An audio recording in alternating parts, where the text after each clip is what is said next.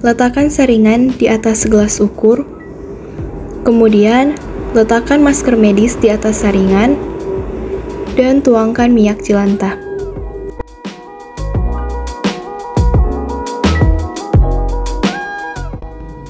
Setelah semua minyak jelantah disaring, pindahkan ke gelas ukur untuk mengukur jumlah minyak yang didapatkan.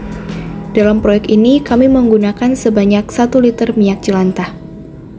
Kemudian, pindahkan ke dalam panci untuk dipanaskan. Sebelum memanaskan minyak, terlebih dahulu tuangkan metanol ke dalam gelas ukur dengan takaran 200 ml metanol per 1 liter minyak jelantah. Setelah itu, masukkan ke dalam botol kaca berukuran sedang. Diharuskan untuk menggunakan botol kaca karena akan terjadi reaksi kimia yang cukup panas. Apabila menggunakan botol plastik, reaksi kimia yang terjadi dapat mengakibatkan plastik mengalami kebocoran. Selanjutnya, timbang natrium hidroksida dengan takaran 3 gram natrium hidroksida per 1 liter minyak jelantah. Kemudian masukkan ke dalam botol yang sama dengan metanol dan kocok sampai natrium hidroksida larut. Setelah itu, panaskan minyak sampai dengan suhu antara 50 derajat Celcius sampai dengan 60 derajat Celcius. Masukkan minyak jelantah yang telah dipanaskan tadi ke dalam botol berukuran 1,5 liter atau lebih. Kemudian, masukkan larutan metanol dan natrium hidroksida yang telah dicampur sebelumnya.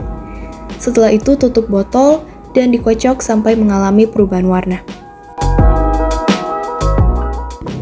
Siapkan botol yang telah dipotong bagian bawahnya, lalu keringkan bagian dalam botol.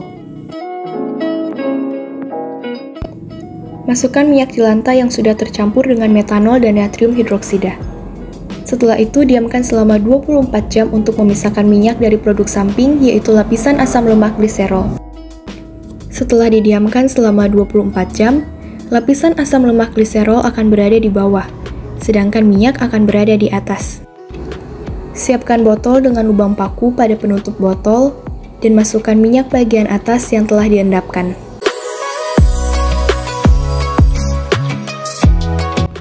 Kemudian, cuci minyak tersebut dengan air hangat sekitar 50 derajat Celcius dengan ukuran 2 liter air hangat per 1 liter minyak jelantah. Hal ini dilakukan agar metanol dan natrium hidroksida yang berlebih dapat larut bersama dengan air hangat. Pencucian dilakukan dengan cara memutar botol pelan-pelan hingga air berubah menjadi putih pekat.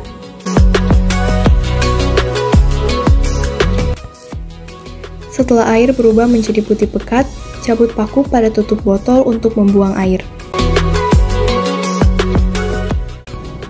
Lakukan proses pencucian minyak beberapa kali hingga lapisan air tidak terlalu putih pekat. Minyak yang telah dicuci kemudian ditampung di dalam botol. Panaskan minyak biodiesel hingga air, metanol, dan natrium hidroksida yang masih terikat di dalam minyak biodiesel mengalami penguapan. Kemudian matikan kompor dan biarkan air mengalami proses penguapan. Pastikan minyak biodiesel sudah tidak panas agar dapat dikemas. Minyak biodiesel pun sudah dapat digunakan. Dari 1 liter minyak jelantah, kami memperoleh biodiesel sebanyak 840 ml. Limbah dari pembuatan biodiesel, yaitu asam lemak gliserol, dapat disimpan dan digunakan untuk pembuatan sabun.